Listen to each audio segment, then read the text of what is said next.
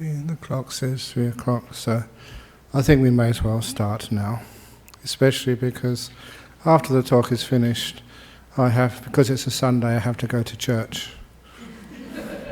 There's an interfaith thing at St. George's at 5 o'clock, so I'll start now. Namo tassa bhagavato arahato samma sambuddhassa. Namo tassa bhagavato arahato samma sambuddhassa. Namo tassa bhagavato arahato samma sambuddhassa. Buddhaṃ Dhammang Sanghang namasami. So the sutta which I've chosen for today is the 89th sutta in the Middle Length Sayings, called the Monuments to the Dhamma. The reason I chose this one because I realized there was a sutta class today, and on Thursday I was in Singapore and I just opened up a book and that was what came up, the Monuments to the Dhamma. It's also a favorite sutta of mine, even though I'm sure that my Ajahn Brahm has probably taught this before, but obviously a long time ago. The reason why I like this sutta because it gives a snapshot of what the monasteries were like, the Sangha was like, especially in the time of the Buddha, and why it was like that way. So here we go. Thus have I heard, on one occasion the Blessed One was living in the Sakyan country, where there was a town of the Sakyans named Medalumpa. Sakyan country seemed to be just a territory which was basically controlled by the king of Kosala, but given some autonomy. Now on that occasion, King Pasenadi of Kosala had arrived at Nagaraka for some business or other. There he addressed Diga Karayana. He was his senior general. Dear Karayana, have the state carriages prepared. Let us go to the pleasure garden to see a pleasing spot. Yes, sire, Diga Karayana replied. And when the state carriages were prepared, he informed the king, Sire, the state carriages are ready for you. You may go at your own convenience. Then King Pasenadi mounted a state carriage, and accompanied by the other carriages, he drove out from Nagaraka with the full pomp of royalty and proceeded towards the park. He went thus as far as the road was passable for carriages, and then dismounted from his carriage and entered the park on foot. As he walked and wandered in the park for exercise, King Pasenadi saw roots of trees that were lovely and inspiring, quiet and undisturbed by voices, with an atmosphere of seclusion, remote from people, favorable for retreat. The sight of these reminded him of the Blessed One, the Buddha, thus: These roots of trees are lovely and inspiring, quiet and undisturbed by voices, with an atmosphere of seclusion, remote from people, favorable for retreat. Like the places where we used to pay respect to the Buddha, accomplished and fully enlightened. Then he told Diga Karayana what he had thought and asked, where is he living now, the Buddha, accomplished and fully enlightened? Now the first point from that paragraph is that in those days the places where the Buddha and the monks would stay were in such beautiful places. The roots of trees that are lovely and inspiring, quiet, undisturbed by voices, with an atmosphere of seclusion, remote from people, favorable for retreat. This is one of the reasons why that when we built Dhammacetiya monastery, Bodhinyana monastery or Jhana Grove, we try and live up to that requirement, for a place where people can meditate. To be remote, but not so remote that even a king can't visit it, but to be quiet enough with an atmosphere of seclusion. So you can actually see why the forest tradition started. The idea of a forest tradition, the word forest, is a little bit of a skewed translation. It's usually called the aranya, which literally means wilderness, uncontrolled by a government or a king. basically outside of the city and the environment of the city. That's what's called aranya, unruled. It doesn't mean there are trees there. It could be a desert, it could be a mountain, it could be any place which fulfills what you see here. A park which is nice trees, inspiring, quiet, undisturbed voices with an atmosphere of seclusion, remote from people. So that was the idea of a place actually to go. And so, having gone to such a park just for a bit of peace and quiet, as kings would probably want to do, then he reminded him of the places where the Buddhist monks lived. So he asked, where is the Buddha living now? And the general replied, there is, sire, a town of the Sakyans named Medalumpa. The Blessed One, accomplished and fully enlightened, is now living there. How far is it from Nagaraka to Medalumpa? It is not far, sire, 3 leagues. There is still daylight enough to go there. And leagues is a yojana. It was a unit of distance in Pali, which was as far as an ox cart could go in one day. No one really knows how much it is. Some people say about 10 kilometers, 12 kilometers. So you see 3 of those on an ox cart. If you had a carriage with horses, it obviously gets there far quicker. So he could get there in one day. Then, dear Karayana, have the state carriages prepared.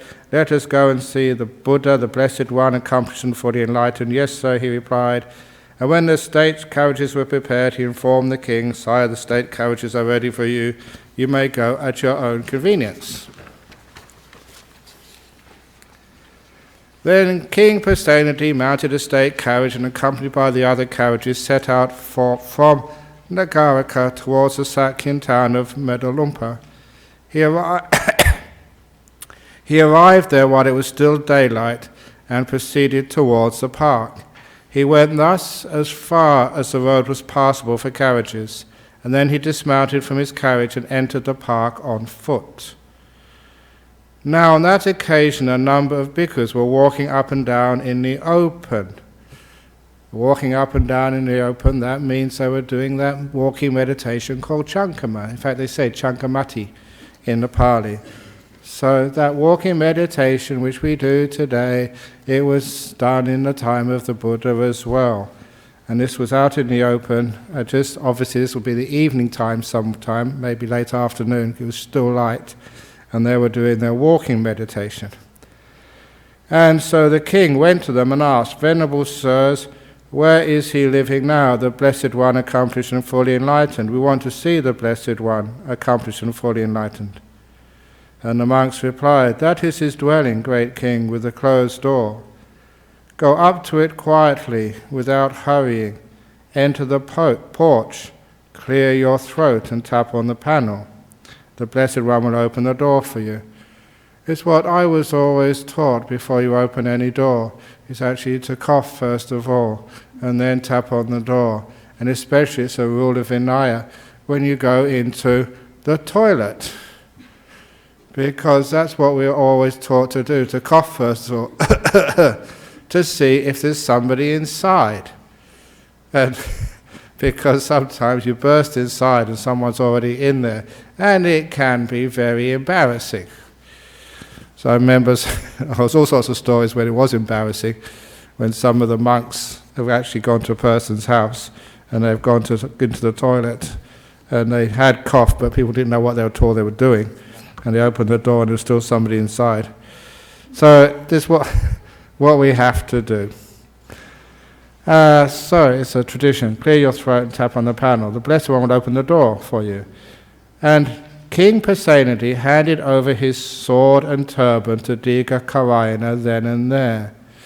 Because if you go and see the Buddha, all of the worldly things like a wealthy jewelry, or in this case a sword and his turban, which is just like his crown of state, that all gets taken off. So you see the Buddha not as a king, but as an ordinary person. And of course I too remember when I was wandering in Thailand at the time where there was a very serious insurgency in the northeast of Thailand, where there were many communist groups. These were insurgents who were Thai people just after the fall of Vietnam, and Laos and Cambodia were fighting against the government, trying to make Thailand a communist place, and they were killing people, even killing monks. And so when I was in the jungle there were the soldiers who were on patrol. But when they came to see me, I was sitting there and the soldiers came. They'd always put their guns down, maybe about 10 meters away, and then they would come and say hello. They would never bring their guns in front of a monk, even though it could be dangerous for them. It could be a trap. It was a tradition which you can see here from the time of the Buddha. Yes, there are people in the army. Yes, there are sort of violence in the world. But when you come in the presence of a monk, the guns stay outside. I thought it was really quite cute. And then they put their guns down. They talked to me about all sorts of things. And then they went back and picked up their guns and carried on their patrol through the jungles. Really, I thought it was quite cute. And so this is, he took off his turban. So if a queen, if she were Queen Elizabeth, if she was a Buddhist and she came in here, she'd take off her crown and all her jewelry and come in here as an ordinary person. Even the King of Thailand, when he goes to a monastery, he would take off his shoes like everybody else. So outside the doors he'd be a king, inside he's an ordinary person, which is a very beautiful thing to see. And it was also very wonderful to see that in Thailand, that the people who sat at the front, closest to Ajahn Chah, they could be very poor villagers with hardly any money, but because they kept precepts, they were at the front, and these incredibly wealthy people had to be at the back. So in the temple, your status depends upon your precepts, but outside, it depends upon your wealth and other things. I thought it was very beautiful. I've seen that so many times. I don't know if it's still the case, but it certainly was when I was a young monk. So he took off his sword, and he took off his turban, and he went to clear his throat, tapped on the panel, and the Blessed One opened the door. Then King Pasenadi entered the dwelling and prostrated himself with his head at the Blessed One's feet, and he covered the Buddha's feet with kisses and caressed them with his hands. Pronounced his name. I am King Pasenadi of Kosala, Venerable Sir. I am King Pasenadi of Kosala, Venerable Sir. As if the Buddha didn't know who that was. But it was a wonderful little vignette, a snapshot of just, not just the respect, but the sheer love and affection which this king had for his teacher, the Buddha.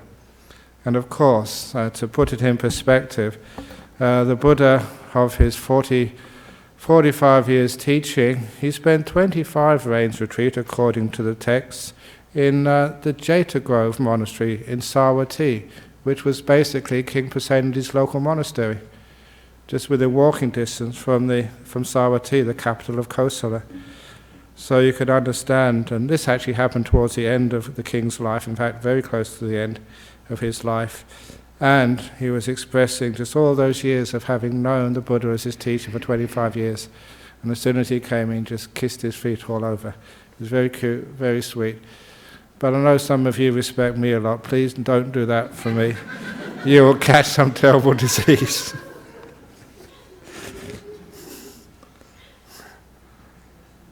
So, and the Buddha said, "But great king, what reason do you see for doing such supreme honor to this body and for showing friendship?" Remember, he's saying not to the Buddha, but to this body. Kissing the body, that's respecting the body. And for showing such friendship. And this is where we get to the heart of the sutta now. Venerable Sir, I infer according to Dhamma about this Blessed One. The Blessed One is fully enlightened. The Dhamma is well proclaimed by the Blessed One, and the Sangha of the Blessed One's disciples is practicing the good way. Now, Venerable Sir, I see some recluses and Brahmins. This is a term for people in different sects in the time of the Buddha. It could be the Jains, it could be these wanderers called they're called wanderers. It could be the Ajivikas who were into other ascetic practices. There's many different types of religion in the time of the Buddha, pretty similar in the way that they were homeless and begged for alms. Some were much more ascetic. But he said, I see some of these recluse and Brahmins living a limited holy life for 10 years, 20 years, 30 years, or 40 years. And then on a later occasion I see them well-groomed, well-anointed with trimmed hair and beards, enjoying themselves, provided and endowed with the 5 causes of sensory pleasure. In other words, living the ordinary life of going to movies and having sex and having a house. But here I see the bhikkhus leading the perfect and pure holy life as long as life and breath last. Indeed, I do not see any other holy life elsewhere as perfect and pure as this.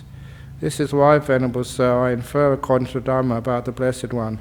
The Blessed One must be fully enlightened. The Dhamma is well proclaimed by the Blessed One, and the Sangha of the Blessed One's disciples is practicing the good way. This is a fact really. Nearly all of those monks, most of those monks never disrobed.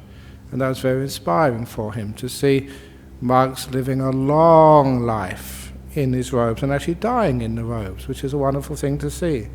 I certainly remember when I first came here to Australia that sometimes people would sort of wonder, these young men wearing brown robes, and they've been trained in Thailand, how long will they last? Is it really worthwhile having faith and trust in these young men who came here first of all, Ajahn Brahm and myself? Will they really last?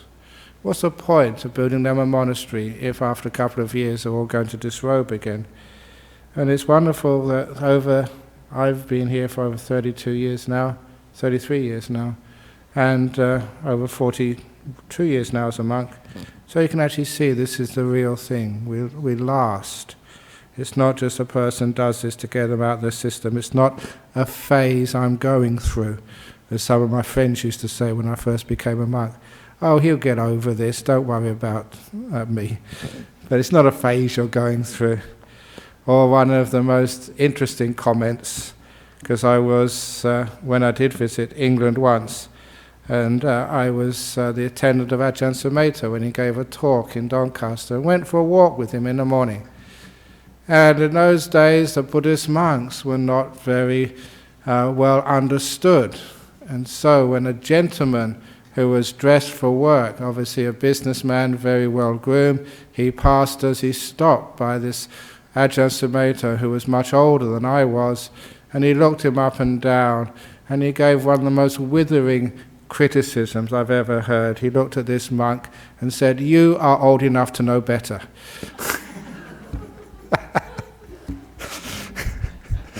Poor Ajahn Sumedho. But here, because the king had seen these monks for a long time in the robes, it gives him a lot of faith. And again, Venerable Sir, and this is one thing we had a committee meeting, a very short committee meeting just now, and this is one which I was talking about for the committee. Again, Venerable Sir, kings quarrel with kings, nobles with nobles, Brahmins with Brahmins, householders with householders. Mothers quarrel with their sons, and sons quarrel with their mothers. Fathers quarrel with their sons, sons with their fathers. And in Buddhism, in the suttas, they go through all possible combinations, so please bear with us. Brothers quarrel with brothers, brothers with sisters, sisters with brothers, friend with friend. Actually, they don't say sister with sister, that's interesting, but anyway, that does happen. But here I see the monks living in concord, with mutual appreciation, without disputing, blending like condensed milk and tea. Oh, no, sorry, milk and water.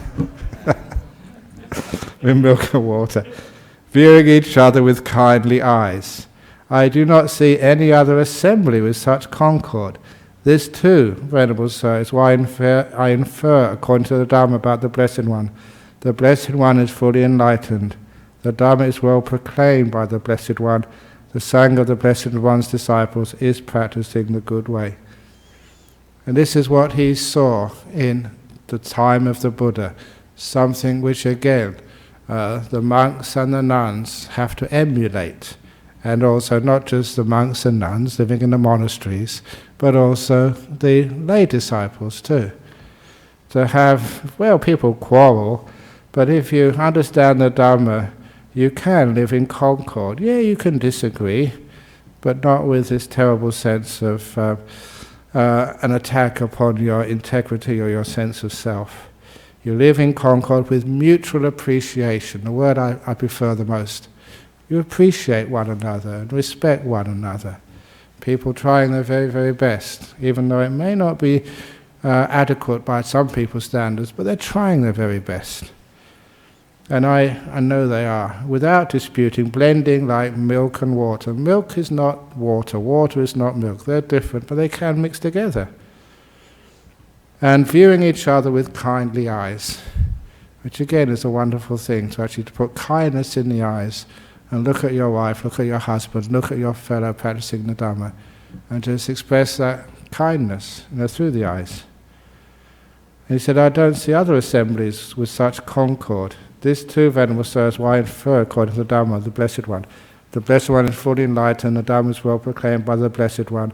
The Sangha of the Blessed One's disciples is practicing the good way. So it's really important to have that type of concord. Mutual appreciation is really important. Is there any comments so far on this? Okay, now we get one of the most wonderful paragraphs, which I often quote, in the various talks which I give in the world. Again, Venerable Sir, I have walked and wandered from park to park and from garden to garden.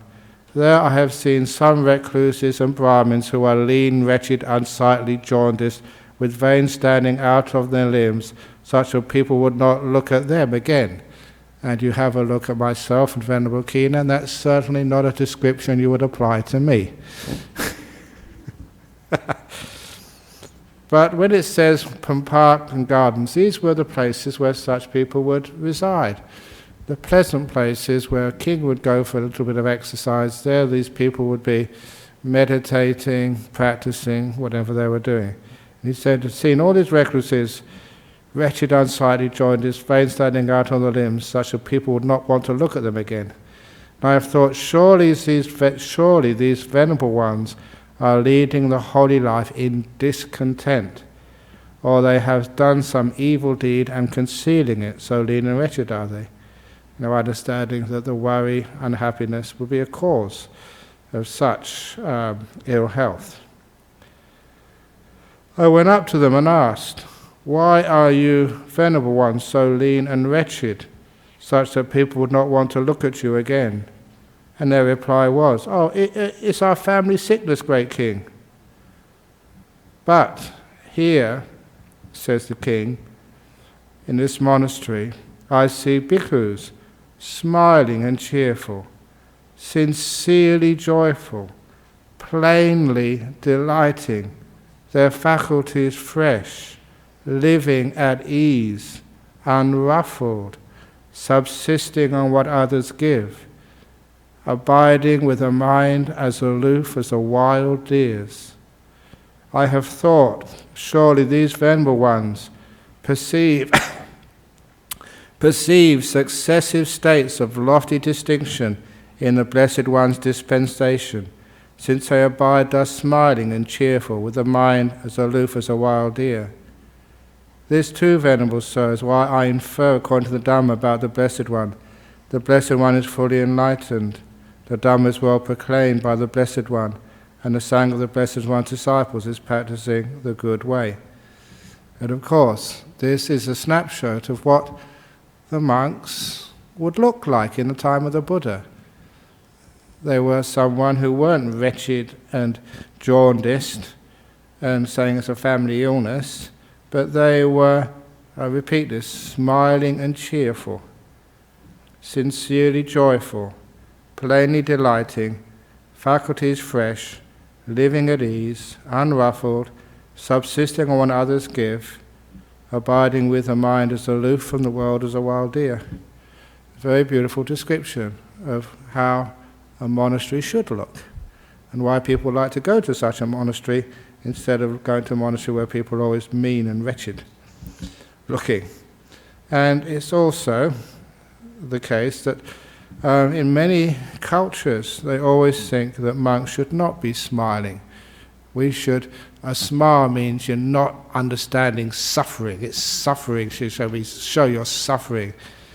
And because of that, I go to many places, especially recently gone to Korea and also Hong Kong. And I will never forget a comment which I got from an elderly Buddhist nun, a Mahayana nun, after I visited. Because she said, "Thank you so much for visiting Ajahn Brahm. You're a senior monk, you're well respected, and you were smiling." He said, "Before you came, I was not allowed to smile as a nun. But after you've been here, now I can be natural and smile and show my happiness."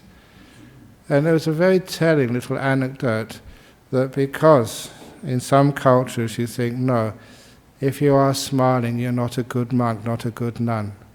And so I like pointing this out. This is what it was in the time of the Buddha, where the Buddha was the teacher, that the monks were smiling and cheerful, sincerely joyful, plainly delighting, their faculties fresh. Because such monks, such nuns, they are attractive. You would like to see them. It actually just their presence brings some joy and happiness to you. The world is a very unhappy place sometimes, so you want to go to a monastery to see the monks smiling and cheerful, sincerely joyful, plainly delighting, their faculties fresh. And also the most important part of this is the inference that the king said, "Surely these venerable ones are perceiving successive states of lofty distinction in the Blessed One's dispensation." The calm and the insights which come, those are the lofty distinctions. Because they were smiling and delighting, he inferred quite correctly that they have experienced some of the great insights and some of the great stillness of monastic life. Otherwise, he said, they would not be thus smiling and cheerful. This too, Venerable Sir, is why I infer according to the Dhamma about the Blessed One. The Blessed One is fully enlightened. The Dhamma is well proclaimed by the Blessed One, and the Sangha of the Blessed One's disciples is practicing the good way. Any comments about that? I know that as the truth because I've been practicing for such a long time. You can tell, who are the ones who have lofty distinctions by just how smiling, how happy they are. You may sort of not appreciate that, but that is a very good rule of thumb. And next, again, Venerable Sir, this is paragraph 13, being a head anointed noble king, I am able to have executed those who should be executed, to fine those who should be fined, to exile those who should be exiled. That's how much power he has. Yet, when I am sitting in council, they break in and interrupt me. Though I say, "Gentlemen, do not break in and interrupt me when I'm sitting in council. Wait till the end of my speech." Still they break in and interrupt me.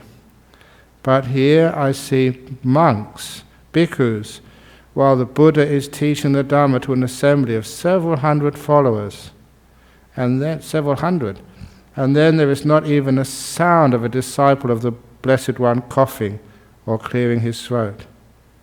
Once the Blessed One was teaching the Dhamma to an assembly of several hundred followers, and there a disciple of his cleared his throat.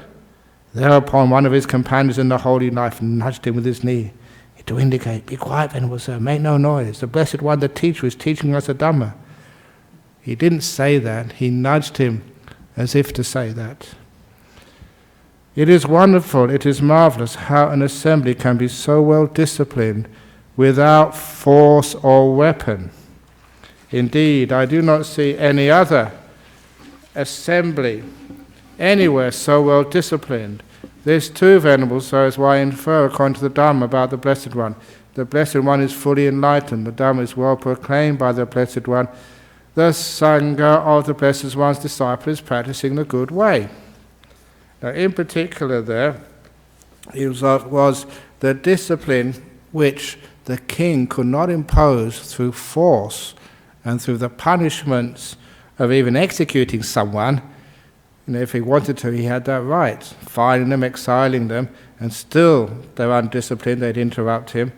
But the Blessed One could do this without force, without weapon. And this is a very important part, the discipline of a human being. If you try force, weapons and punishments, it doesn't really take you that far. They're not so disciplined. But if you discipline them with the Dhamma, without force, without weapon, without punishment, there's another type of discipline. It's the inspiration, the discipline through respect, discipline through kindness and wisdom. That is the best type of discipline. And it's often asked of me, it was asked in the questions yesterday afternoon in the meditation class, what is right effort? How can you discipline the mind? In the same way that you discipline, the Buddha disciplined the monks. It was not through force or through weapons. It was through this wonderful kindness and wisdom. That is how you discipline the mind, in order to keep it nice and quiet. Just like the people would not interrupt the Buddha, would not even cough when the Buddha was giving...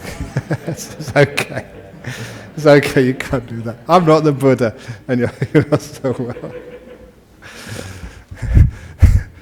So even though no one would cough when the Buddha was giving a talk, so he would do that without any force or weapon, so no one interrupt him.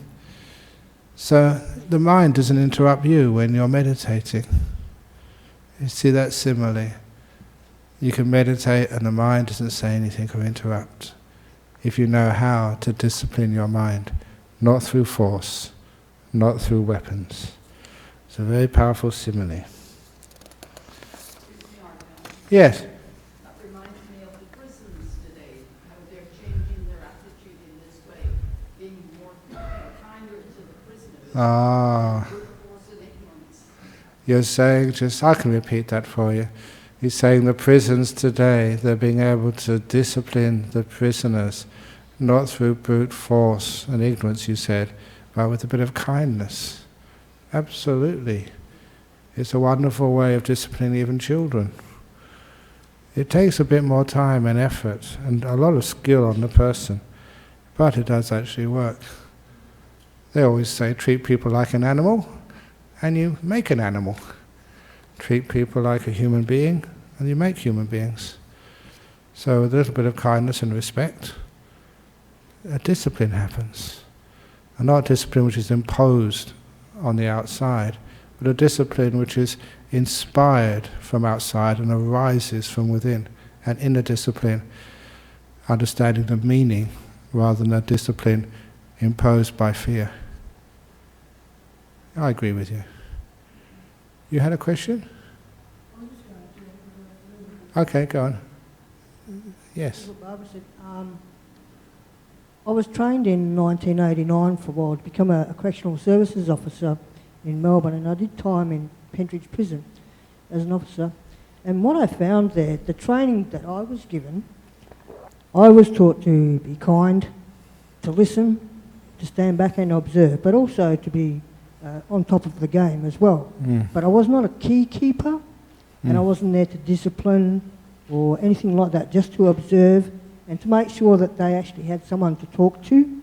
So when I went in, what I expected as a trainee was to see murderers, rapists, all that sort of thing. But I couldn't see that. I saw human beings. Very good. So I could only relate to them as human beings, plus my training and my own personality. I would play pool with them, and they would have games of volleyball and that sort of thing with us. And to me, that was a lot happier within the section that I was working, rather than the bulls, the correctional officers that had been there for quite some time. They were in the old school, and they used to still go in the KKK, Ku Klux Klan with the white, and beat the prisoners up and black and bash them and all that sort of thing. So there was actually a divide while I was there.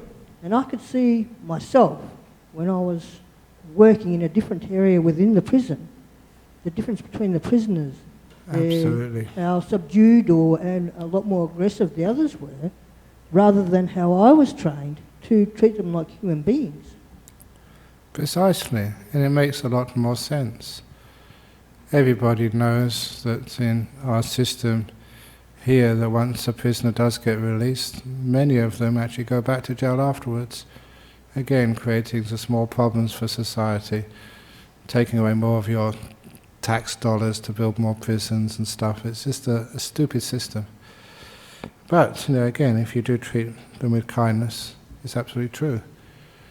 Just recently when I was travelling, I saw there was a new movie about the Kray brothers. If anyone knows about Ronnie and Reggie Kray, those were the most notorious gangsters in the East End of London. And that's made a movie called Legends about them recently, Reggie and Ronnie Kray. And they were murderers, and they caused a huge amount of havoc, and especially the brother, they were both twins, was it Ronnie Kray, that he was a bit mad. But so he was put in the prison, very well-known prison in the UK called Broadmoor. It was for the criminally insane. But later on in his life, Ronnie Kray became a Buddhist. So because he was a Buddhist, I went to see him once. And this was one of the most notorious of gangsters. So notorious, they made a film about him and his brother recently. A really notorious gangster. So I went to see him, and he was very happy to see me, shook my hand and said, when I get a few quid, I'll send it to your monastery. And that's what he said. He never made a few quid because he died in jail. But, sometimes you wonder, where is this gangster? Just a really nice guy. So, and that was one of the most notorious gangsters.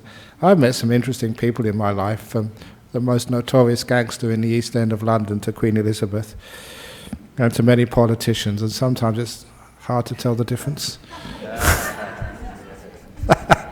I couldn't refuse that. Anyway, so it's a good point there. So this was learning how to discipline someone without force. And I think now many of you may understand it's a very radical teaching which I've been doing over the years, to discipline your mind without force. People sometimes don't get it, but it's the way the Buddha taught. Anyway, the next one, 14. And this is actually 15 and 16 and 17, the different types of people. We start with nobles. The caste system in the time of the Buddha. Again, Venerable Sir, I have seen here certain learned nobles who were clever, knowledgeable about the doctrines of others, as sharp as hair-splitting marksmen. I think it's easy to understand that metaphor. They wander about, as it were, demolishing the views of others with their sharp wits. Now, the debaters, the sort of people who go on the Q&A TV program, the ones who just go in there and try and just destroy another person's ideas just because of the power of their intellect. But sometimes that, are you destroying the argument or are you destroying the idea?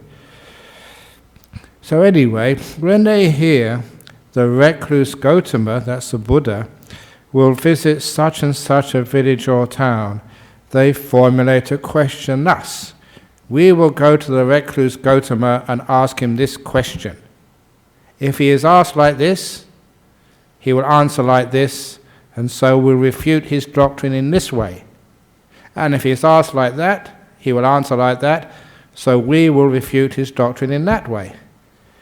So that people who have this idea of being superior just by arguing with people and proving that they are better because they can defeat a person in argument. And of course there's all sorts of wonderful stories. I'm just filling out this little talk. One of these stories was of another minister story. I've got a couple of minister stories, but I put one in my latest book, Good Bad Who Knows. This is one which wasn't in there. There was once a minister in a court somewhere in some kingdom, And again, there's always jealousy and politics in any organization, especially in court, where if you are preferred, you get many, many benefits, even more money. And so this minister was always really smart, always was preferred by the king, was giving all sorts of stuff, which made the others really jealous. So they wanted to cut him down to size. So they decided to work on his pride. And one evening they said in front of the king, "You're so happy, you're so lucky to have such a minister." And he said, "This minister knows everything, don't you?" And out of pride the minister says, "Yes, I know everything." "Yeah, okay, so you probably also know how many stars there are in the sky." He said, "Yes, I know how many stars there are in the sky." "Okay, prove it," said one of the other ministers. "Easy. Please come out on the balcony at night time together with the king." So this smart aleck minister went to this minister who was trying to pull him down in front of the king. He said, "Your Majesty, you point to a star and I will pluck one hair out of this man's head. And you point to a second star, I'll pluck another hair out. And I guarantee by the time we point to the last star in the sky, I'll be on the last hair of this minister's head." And the minister said, "Okay, I believe you. You're right. That is how many stars are in the sky, the number of hairs on my head." And there's always nice little stories like that of how people can actually defeat smart aleck people who try and defeat you with their arguments. There's always another way around. So, these people go around trying to demolish the views of the Buddha. And they hear the Blessed One, the recluse Gautama, has come to visit such a town, a village. So they go to see the Blessed One. And the Blessed One instructs, urges, rouses, and gladdens them with a talk on the Dhamma. And after they have been instructed, urged, roused, and gladdened by the Blessed One with a talk on the Dhamma, they do not so much as ask him the question. So how could they refute this doctrine? In actual fact, they become his disciples. This too, Venerable Sir, is why I infer, according to the Dhamma, about the Blessed One. The Blessed One is fully enlightened. The Dhamma is well proclaimed by the Blessed One. The saying of the Blessed One's disciples is practicing the good way. They try to refute him with their intellect, but when they actually hear the Dhamma, all their questions vanish. And I know I was talking to people in Hong Kong one of the times. That sort of happened to me, but I wasn't going to this monk trying to refute him. I just had some serious questions to ask. And that was a Thai monk, Ajahn Tate, many years ago. Had all these really important questions to ask him on the Dhamma, and it was a wonderful experience. As soon as you went into this monk's presence, all of your questions evaporated. You didn't have any questions. Your mind was so peaceful, so still, and so happy. And I can understand how people would come into the presence of a Buddha, and all their questions, which are all coming from a lack of peace, a lack of contentment, all vanish, and you feel just so happy, so peace. The meaning for questions is all taken away, and so you're just really, really at peace and happy. And so I was just sitting there and said, "What do you want to ask?" I couldn't ask anything, except I didn't want to leave. So eventually they took me away and haven't made me go out. But I could have stayed there all my lifetime. So the same thing with certain learned Brahmins, learned householders, and even other recluses. They do not so much as ask him a question, so how could they refute his doctrine? In actual fact, the Blessed One, in the case of the recluses, allows them to go forth from the home life into homelessness, and he gives them the going further. They actually convert. I know some of the monks in England would always tend to go to a local Benedictine monastery a long time ago, but they got banned because a couple of the Benedictine monks became Buddhists as a result. So they were, "We don't want these Buddhists anymore, keep away. We're losing our members." So this is what happens when the learned recluses, they don't ask him any questions, they can't refute the doctrine. In actual fact, they ask the Blessed One to allow them to go forth from the home life into homelessness, and the Buddha gives them the going forth. And not long after they have thus gone forth, dwelling alone, this is an important way of becoming enlightened, they have gone forth dwelling alone, withdrawn, diligent, ardent and resolute, by realizing for themselves with direct knowledge. That means a personal experience, this direct knowledge. Not what you read in books, not what you hear from monks, what you experience from yourself. The direct knowledge.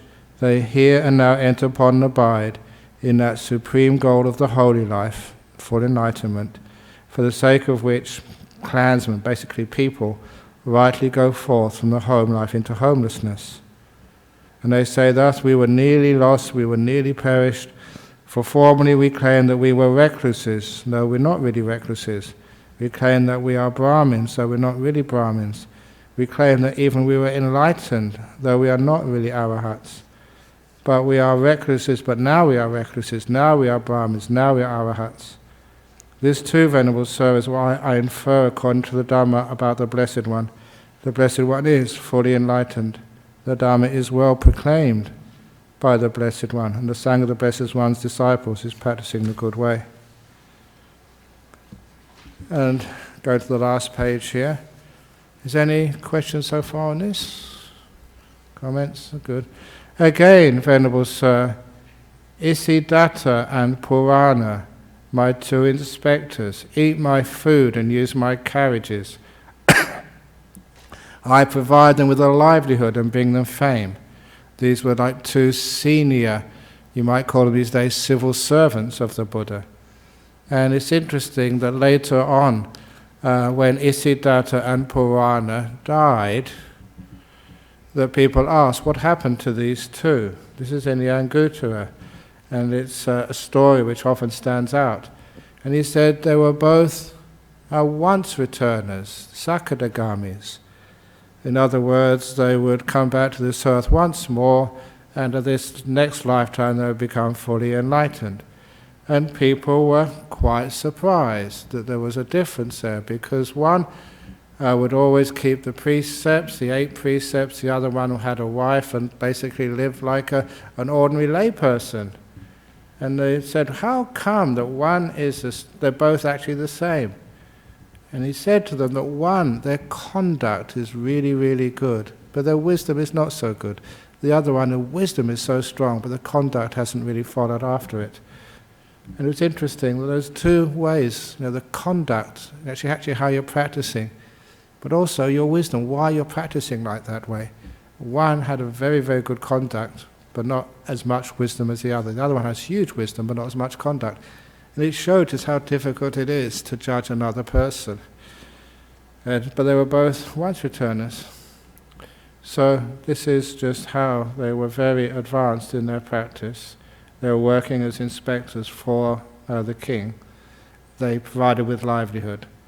Yet despite this, they do not do such honor to me as they do to the Blessed One. I'm their employer. They honor you much more than they honor me, their employer.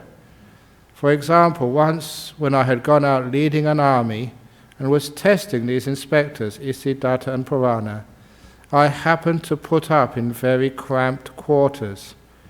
Then these two inspectors, Isiddhata and Purana, after spending much of the night in talk on the Dhamma, lay down with their heads in the direction where they had heard the Blessed One was staying, and with their feet towards me.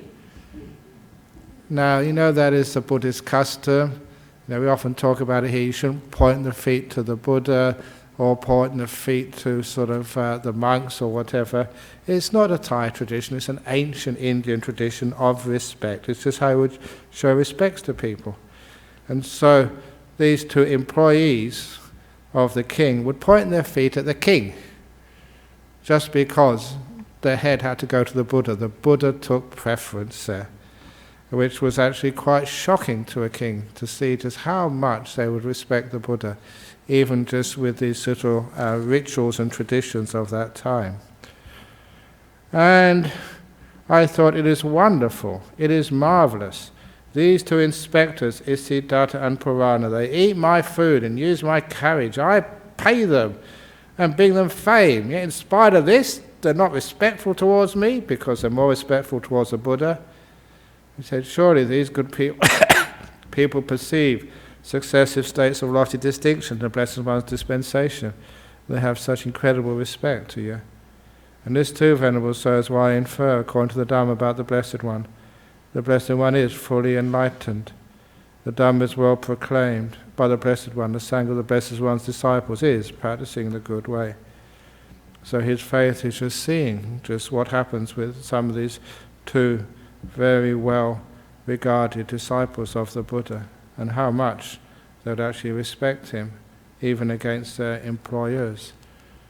So I often tell you that if there is a big occasion at the monastery or Dhammacetiya or Wesak or something, remember, out of respect to the Buddha, you have to come. You don't respect your employer as much as you respect the Buddha. Anyway, again, Venerable Sir, and this is just about his friendship, not so much about respect. The Blessed One is Katiya, the noble, and I am a Katiya. The Blessed One is a Kosalan, and I am a Kosalan. Now the Kosala, again, he was a Sakyan, but Kosala was actually regarded themselves as containing the Republic of the Sakyans. And also here it says, the Blessed One is 80 years old, and I am 80 years of age, the same age. And this also, it's very rare we have this in the suttas, because of his statement here, it actually puts this sutta at the very end of the Buddha's life. 80 years of age. Now remember, when it says 80, the Buddha died at 80. When you say 80, it means his 80th year, hasn't completed the full 80 years. So when a person is born in Sri Lanka or in Thailand, when they're born, they're one. And then sort of it means they can always drive a car 1 year earlier than they can in Australia. No, it doesn't work that way. But nevertheless, that when it says 80, that they were both at the end of their life. So, since that is so, I think it is proper to do such supreme honor to the Blessed One and to show such friendship. And I thought it was a wonderful little personal vignette again of the Buddha to see as one of his really close friends. Yeah, there was a great teacher and a king, but when they took off their turbans and they were just together again, they were like very, very good close friends. And now, Venerable Sir, said the king, we depart, we are busy and have much to do. You may go, great king, at your convenience. The king of Kosala rose from his seat, and after paying homage to the Blessed One, keeping on his right, he departed. And what it doesn't say there, which is said in the commentaries, that when he was talking to the Buddha, that general to whom he gave his sword and turban took it away and gave it to King Pasenadi's son, and they took over the throne, and King Pasenadi was killed. That was, the last day of King Pasenadi's life. So, this is what happens in politics. If you go and see the Buddha, and you take off your insignia of you're a king, it's very easy to give it to somebody else. And it was a lot of stuff going on with the last time that apparently the king had killed that general's uncles and relations, something else a long time ago. So it was a time the general could get his own back at the king. And this was again the King Pasenadi's last day of life. It was wonderful to spend your last day with the Buddha, expressing such friendship. And anyway, then soon after he had left, the Blessed One addressed the monks thus, Bhikkhus, before rising from his seat and departing, this King Pasenadi, because this was all said in the Buddha's room, so the monks would not have heard it. Before rising from his seat and departing, this King Pasenadi uttered monuments to the Dhamma. We put monuments, statues and stuff to recognize and to pay respects to important people or important events. And if ever you go to Europe, you have all these arches and these squares, Nelson's column, to celebrate wars and celebrate great generals and great violence, but this is actually celebrating something much more important than that, but not in stone, in a teaching. That's why it's called a monument to the Dhamma. The Buddha said, learn the monuments to the Dhamma, bhikkhus, master the monuments to the Dhamma, remember the monuments to the Dhamma. The monuments to the Dhamma are beneficial monks, and they belong to the fundamentals of the holy life. And especially just when it starts to say about just the respect, the friendship, the ability to discipline without force or without violence, the ability to have such, again, the discipline that no one actually misbehaves, and also the happiness in the faces of people who are practicing the Dhamma, the smiles which are natural when you actually develop, and the fact that when you do practice the Dhamma properly, that monks or nuns, they don't want to leave, and they stay for the whole life, and people want to become monks and nuns. So these are the monuments to the Dhamma. Shows that this is something really incredible. That is what the Blessed One said, and the monks were satisfied and delighted in the Blessed One's words. So, any comments anybody has about the monuments to the Dhammacetiya? We got something from overseas. It has been broadcast. Here we go. They're from the United States and from Canterbury, UK. How can one use this teaching to help with choosing wide choice when facing difficult choices or dilemmas? I know that if you discipline your mind with kindness rather than with force, then you'd allow the decisions to make themselves, which they most often do. If a decision is to be made, I ask people to get as much information as you possibly can, so you're not making a decision through stupidity. And then once all the information is in your brain, just leave it alone. Wait for the answer to come up. Wait for the computation, if you like to use that word, to actually go through its phases. And so often just answers come up to you.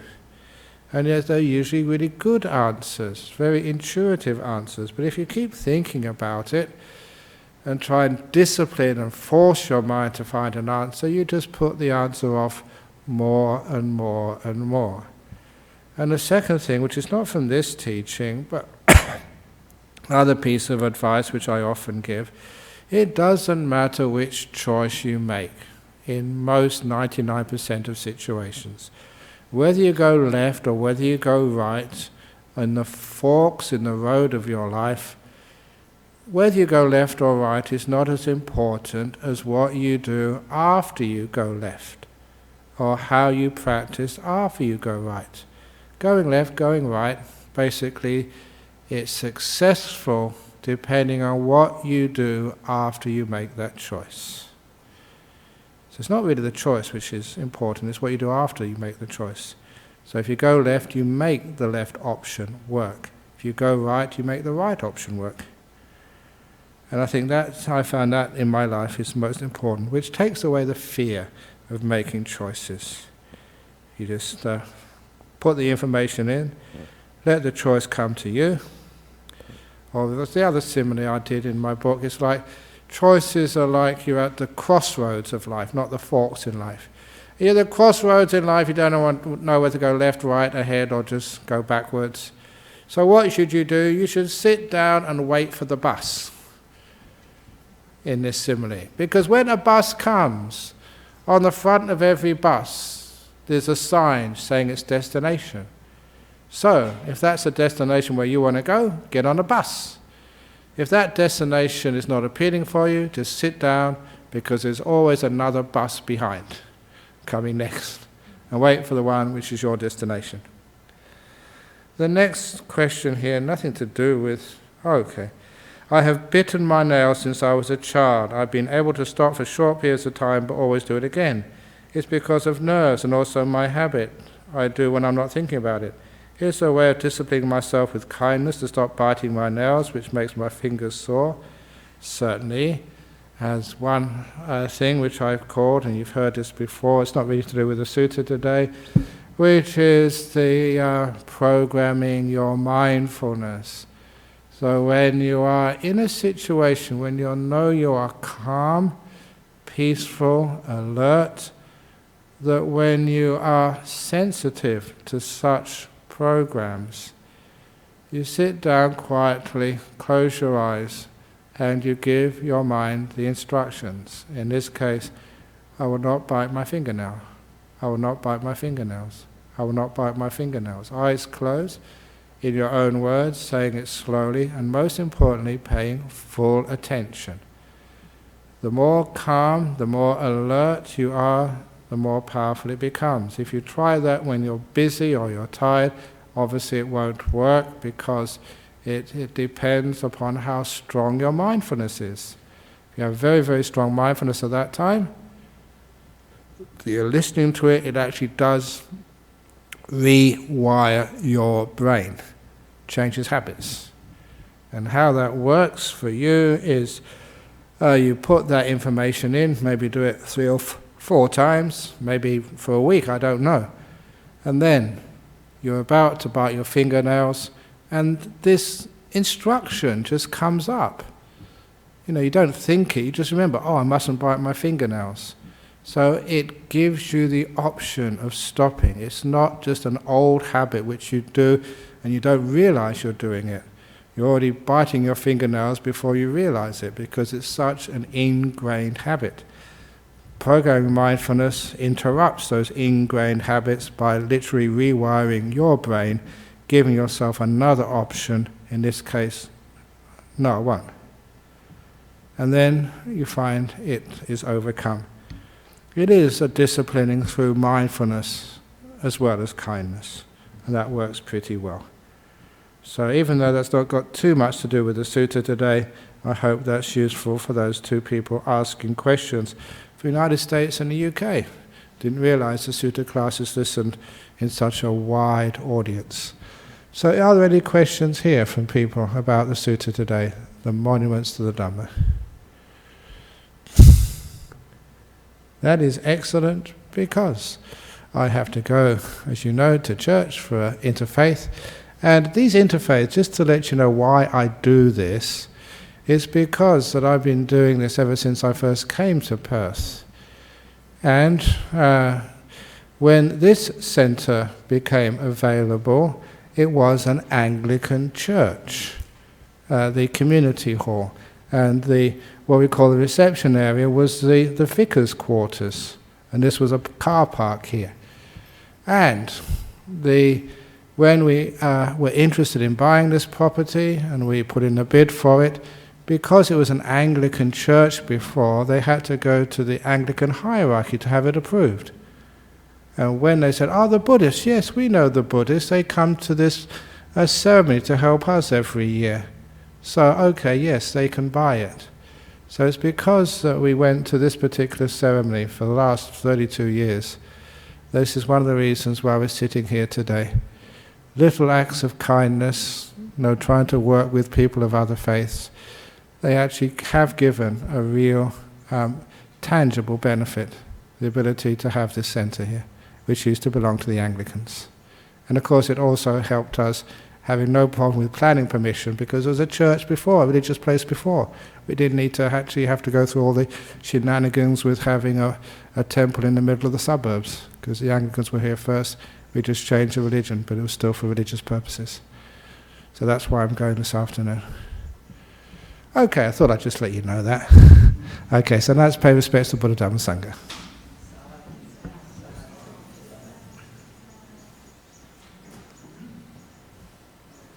Arahang Samma Sambuddho Bhagava Buddhang Bhagavantang Abhivademi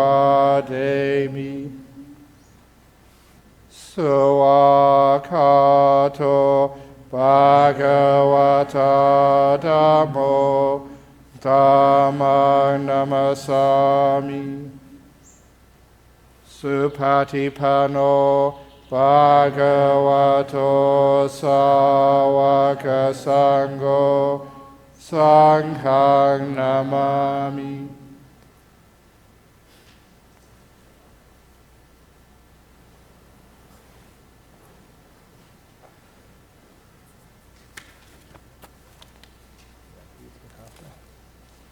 There you go. Now another 10 minutes.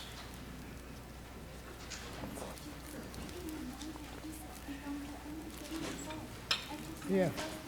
Oh, really? Yeah. I go to church. Anglican, St George's. Right. Of course. I only go to holy places.